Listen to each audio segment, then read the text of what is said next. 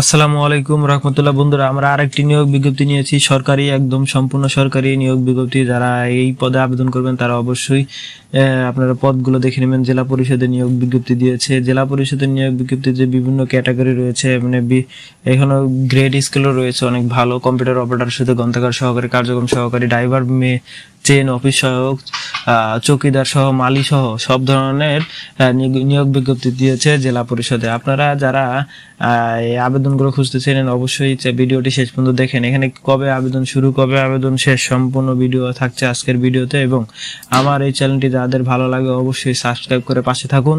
আমি এই চ্যানেলে পেয়ে যাবেন আপনারা ভিডিও অল জবস নোটিশে পেয়ে যাবেন বাংলাদেশের সব ধরনের জব সার্কুলারের নিয়োগ বিজ্ঞপ্তি এবং যে কোনো এনজিও সহ বাংলাদেশ ব্যাংকের নিয়োগ বিজ্ঞপ্তিগুলো আমার এই চ্যানেলে পেয়ে যাবেন এবং বিভিন্ন ক্যাটাগরির চাকরির খবরগুলো আমার এই চ্যানেলে থাকছে। বন্ধুরা, যদি ভালো লাগে অবশ্যই সাবস্ক্রাইব করে দিবেন।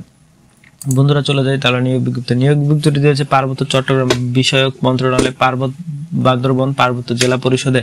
নিয়োগ বিজ্ঞপ্তিটা হচ্ছে পার্বত্য চট্টগ্রাম বিষয়ক এত ধারায় স্মারক অনুযায়ী মূলে ছাড়পত্র প্রদানের প্রেক্ষিতে বান্দরবান পার্বত্য জেলা পরিষদের নিম্ন বর্ণিত 11টি শূন্য পদে বিপরীত জনবল নিয়োগ বিজ্ঞপ্তি দিয়েছে। বাংলাদেশ প্রকৃত নাগরিক ও বান্দরবান পার্বত্য জেলায় স্থায়ী বাসিন্দার হতে আবেদনটি গ্রহণ করা হচ্ছে, তাও আবার অনলাইনে করা যাচ্ছে। বন্ধুরা, আপনারাও এখানে আবেদন করতে পারবেন, কোনো সমস্যা নাই। আর প্রথমে আবেদন রয়েছে কম্পিউটার অপারেটর হচ্ছে গ্রেড, বেতন স্কেল হচ্ছে 13তম।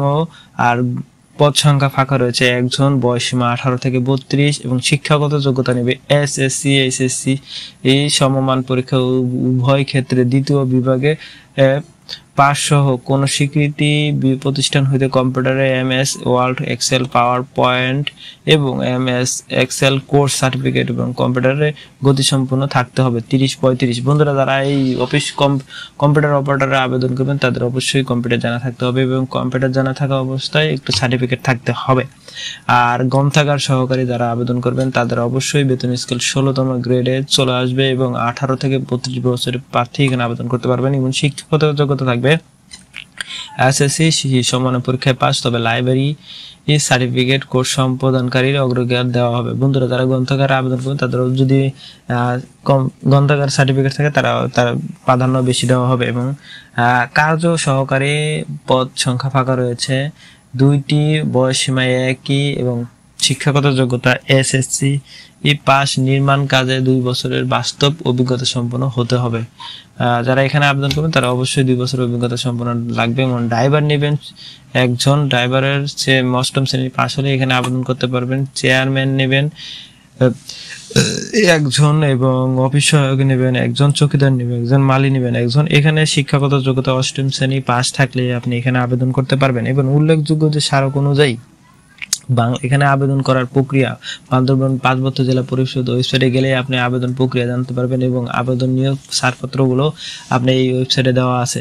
আর এখানে কিভাবে আবেদন করবেন অবশ্যই এই ভিডিওটি আপনারা দেখুন। প্রথমেই আপনি অনলাইনে যাবেন, অনলাইনে গিয়ে আপনার ছবিগুলো হবে 300 থেকে 300 পিক্সেল এবং 5 সেন্টিমিটার 5x5 সেন্টিমিটার এবং স্বাক্ষর হবে অবশ্যই 300 থেকে প্রশস্ত 80 পিক্সেল। নির্ধারিত আপলোড সময় 100 থেকে 60 কেবির মধ্যে।